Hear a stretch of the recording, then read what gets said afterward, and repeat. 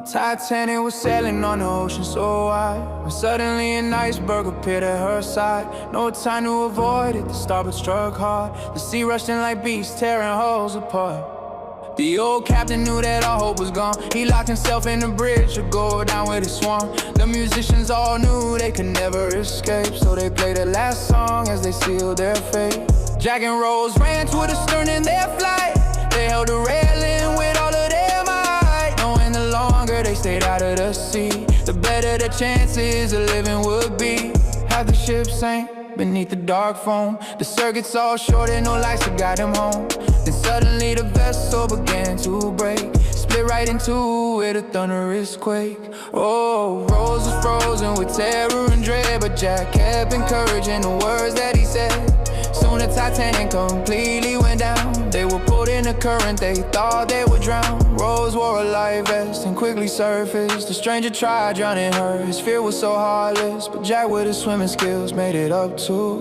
He punched the man hard and pulled Rose on through. They found a debris board floating nearby, but it could hold only one though. Both would try without hesitation. Jack gave her the chance. He stayed in the water in that frozen expanse. A crewman was blowing his whistle for hope. Mrs. Brown urged the others to turn back the boats, but the sailor in charge threatened her with hate. Said one more word and she shared the same fate.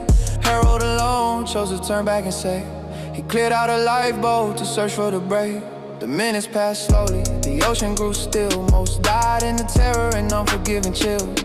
Rose was shaking, her body was numb. Jack had reached his limit, his end had come. With his final strength, he encouraged the soul. Winning that ticket was my greatest role. To meet you, to know you, the best thing I've seen. You'll survive this and live out your dreams, I promise, my heart. Finally the rescue boat came to the scene, but the ocean was silent, a graveyard serene. They carefully rowed through the dead floating there.